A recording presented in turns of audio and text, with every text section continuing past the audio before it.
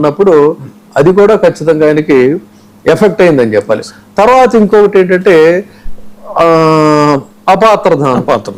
ఈ అపాత్రదానం అనేది ఎలా ఉంటుందంటే, ఈ రోజున పార్టీ క్లిష్ట దశలో ఉంది. ఒక సంక్లిష్ట దశలో ఉన్నప్పుడు ఆ రోజున జగన్మోహన్ రెడ్డి గారు, జగన్మోహన్ రెడ్డి గారు ఆయన ఎంతోడు అంతోడు అన్నా అని చెప్పని ఇదైన వాళ్ళంతా పవర్ పోగానే పిట్టల్లాగా ఎగిరిపోయి వాళ్ళు ఆయనే తిడుతున్నారు. ఎందుకు ఇప్పుడు ఐఎన్పిఆర్ మినిస్టర్ తీసుకోండి, ఆ రోజు టీవీ డిబేట్లు కూడా వచ్చాడు, నాతో పాటు పక్కన కూర్చొని వైసీపీకి సపోర్ట్ గా ఎనలిస్ట్ గా వెళ్తే వైసీపీకి సపోర్ట్ గా నోటికి వచ్చినట్టు మాట్లాడాడు. ఇవాళ ఏమైంది పరిస్థితి? ఆ తర్వాత సరే ఆ కోటమిరెడ్డి గాని లేకపోతే ఇంకా ఒకళ్ళేంటి వాటినాడు ఆఖరికి అలాంటి వాళ్ళ దగ్గర నుంచి ఎంపీలు ఈ బేద మస్తాన్ రావు, అసలు హూ ఇస్ ఆర్ కృష్ణ అండి? ఎస్ ఆయన బీసీ నాయకుడు, బీసీలను సంఘటిత పరిచాడు, ఓకే బానే ఉంది. బట్ మీరు ఆంధ్రాలో ఎవరినన్నా ఒకళ్ళని పికప్ చేసి ఇవ్వండి బీసీ నాయకుడికి, బాగుంటుంది. ఎక్కడో తెలంగాణలో కూర్చొని తెలంగాణ నుంచి ఎప్పుడు రానటువంటి వ్యక్తిని తీసుకొచ్చి ఆయనకి ఏం చేశారు? ఎంపీ పదవి ఇచ్చారు. ఏం చేశాడు తర్వాత? సో ఇక్కడ అది కూడా అపాత్రదానం కిందకే వస్తుంది. మోపిదేవి వెంకటరమణ కష్టకాలంలో ఉన్నప్పుడు హార్దికంగా ఎన్ని రకాలుగా ఆదుకున్నారు, ఏం చేశారో తెలిసిందే. ఏం జరిగింది తర్వాత?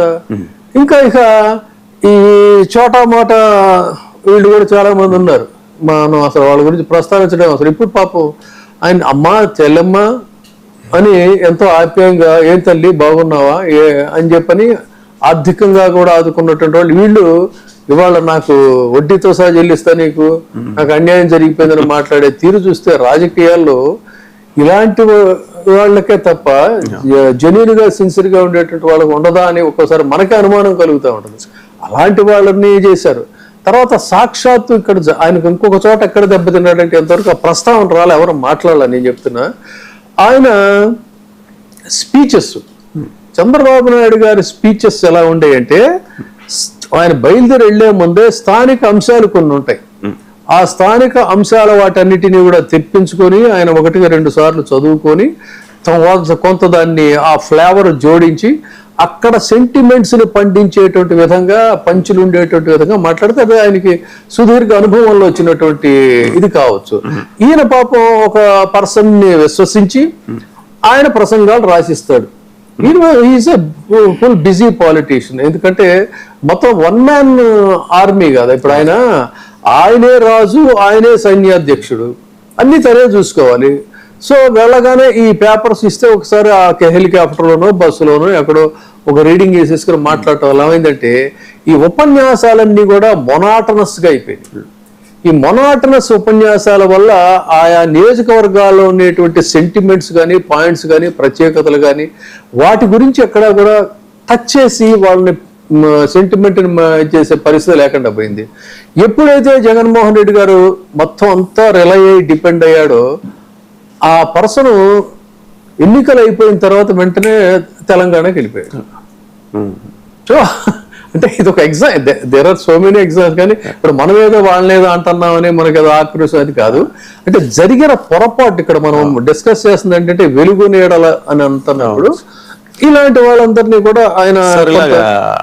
సో టోటల్ ఇప్పుడు మీరు చెప్పిన అన్ని కారణాల వల్ల ఘోర పరాభవం చెందినటువంటి పార్టీ, సో మళ్ళీ కూటమి అధికారంలో వచ్చిన తర్వాత బుక్ రాజ్యాంగం అనేటువంటిది అమలు జరుగుతుండటం వల్ల జరిగిన అరెస్టుల వల్ల వారసులు పుట్టుకొచ్చారా వైసీపీకి? వ్యాలిడ్ పాయింట్, ఇది చాలా వ్యాలిడ్ పాయింట్. సో ఇన్ని రకాలుగా కూడా ఏంటంటే ఒక కర్ణుడి సాగులాగా ఈ పార్టీ ఘోర పరాభవం చెందడానికి నీ చేతన్ నా చేతన్ వరమడిగిన అని ఆయన అందులో ఉన్నట్టుగా అనేక రకాల కారణాల వల్ల ఇదైంది. అయితే ఇక్కడే గమనించాల్సిందంటే, ఇంత ఘోర పరాభవం చెంది ప్రతిపక్ష హోదా కూడా లేని పార్టీని ఇక్కడతో భూస్థాపితం చేయాలి, లేవకుండా చితక్కొట్టాలనేటువంటి లక్ష్యంతో అధికారం ఇంకా ప్రమాణ స్వీకారం చేయక ముందే వరుస పెట్టి దాడులు చేయడం మొదలుపెట్టారు. అమాయకులైనటువంటి పాపం ఆ కార్యకర్తల మీద, ఆ నియోజకవర్గాల స్థానికంగా ఉన్న పేద ప్రజలు, వాళ్ళు పార్టీలకి ఏముందండి, పార్టీలు పనిచేస్తారు కానీ వాళ్ళ కుటుంబాలు ఏంటి, వాళ్ళ పరిస్థితి